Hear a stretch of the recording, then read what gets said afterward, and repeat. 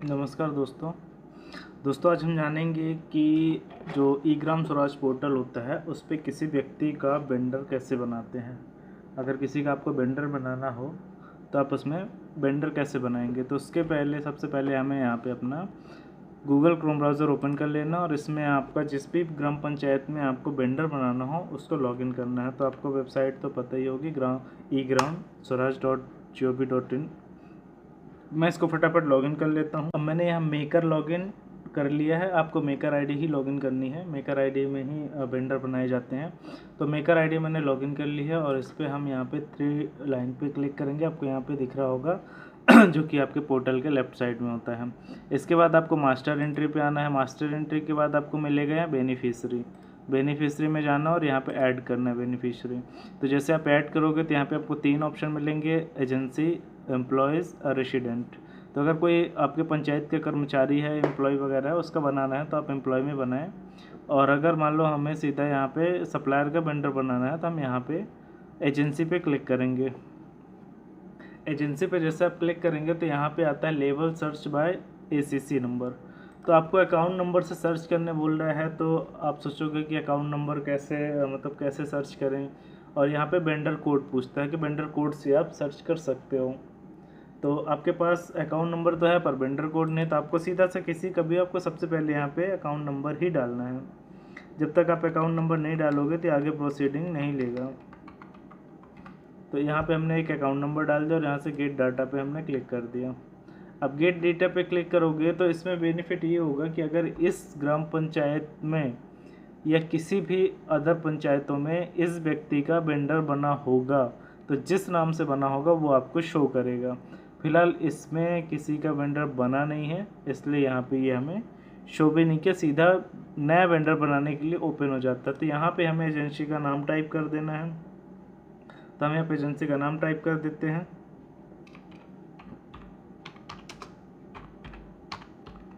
ये हमने इस पर नाम टाइप कर दिया। फिर आपको मोबाइल नंबर आता है, तो संबंधित का हम यहाँ पे मोबाइल नंबर भी डाल देते हैं। इसके बाद address, email address, pan number और टिन नंबर, ये सारा GST वगैरह सब कुछ मांगता है। अगर हितग्राही के पास GST वगैरह है तो आप फिल करिए, नहीं है तो आप सीधा उसका इन चीज़ों को स्किप करते हुए आप यहाँ पे कॉन्टैक्ट एड्रेस पे डाल सकते हैं। जैसे यहाँ पे जो चीज़ों में स्टार मार्क नहीं है तो उन चीज़ों को कंपलसरी नहीं है आपको फिल करना, आप उसको स्किप भी कर सकते हो। एड्रेस हमने यहाँ पे फिल कर दिया है। इसके बाद यहाँ पे सिटी फिल कर देते हैं। सिटी फिल करने के बाद आपको यहाँ पे पूछेगा किस बैंक क्या अकाउंट नंबर है। उस जिस बैंक का हो तो आपको पहले वो बैंक सेलेक्ट करनी पड़ेगी। तो जैसे हमारे यहाँ पे यूनियन बैंक है तो हम यहाँ से यूनियन बैंक सेलेक्ट कर लेंगे। तो ये ड्रॉप डाउन लिस्ट होती है, आपको इसी में से सेलेक्ट करना है, आपको यहाँ पे कुछ लिखना नहीं है अलग से। तो हमने यहाँ से union bank of India select कर लिया। अब यहाँ पे आपको मांग रहा है IFSC कोड, GSC कोड, तो आपको IFSC कोड ही यहाँ पे डालना है। तो जो भी आपकी बैंक का IFSC कोड होगा वो आपको फिल कर देना है। हमने यहाँ पे IFSC कोड फिल कर दिया। इसके बाद आपको बैंक अकाउंट यहाँ पे डालना है।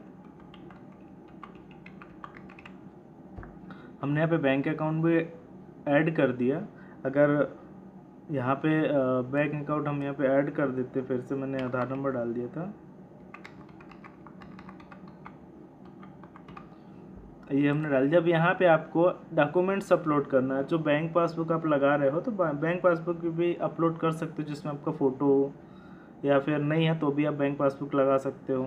तो हम यहाँ पे बैंक पासबुक लगा देते हैं जिसके माध्यम से हमने ये डिटेल फिल की। अब हमने यहाँ पे लगा दिया है, डॉक्यूमेंट्स अपलोड कर दिया। इसके बाद आपको सेव कर देना है।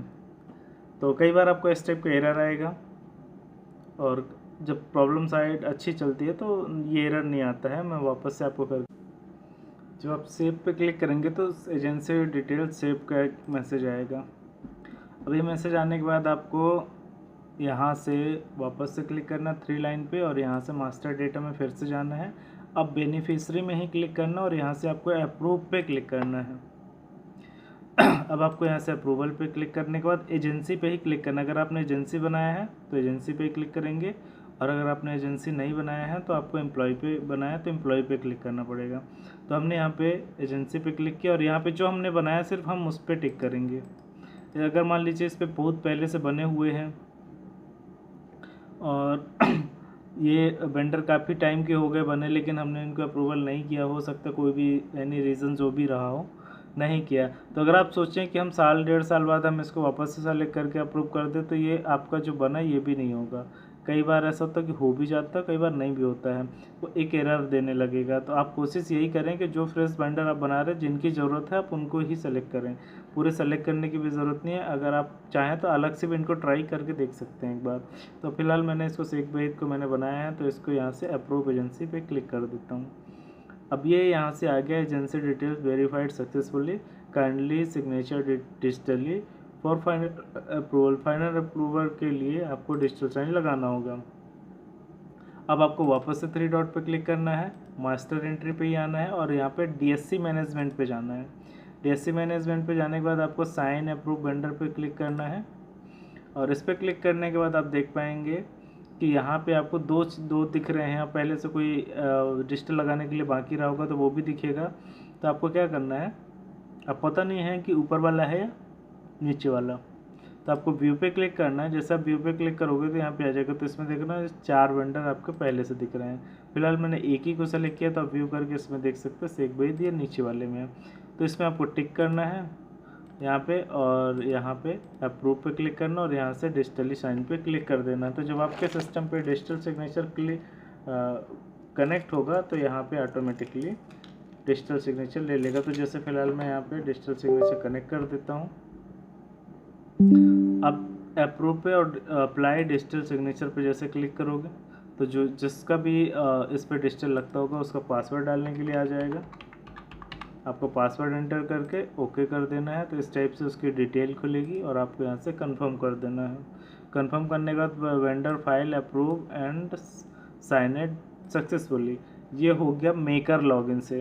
अभी मेकर लॉगिन के अलावा भी अभी जो आपका चेकर लॉगिन है उससे भी आपको डिजिटल लगाना पड़ेगा, तब जाके ये फाइनली अप्रूवल के लिए आगे जाएगा। अगर आप यहाँ पे चेकर लॉगिन पे डिजिटल नहीं लगाते हैं तो ये आपका वेंडर जो है वो अभी कंप्लीट नहीं बना हुआ है। तो उम्मीद करता हूँ दोस्तों कि आपको वेंडर बनाना समझ आ गया होगा। अगर वेंडर बनाना अच्छे समझ में आ गया हो तो वीडियो को लाइक करें, चैनल को सब्सक्राइब करें। धन्यवाद।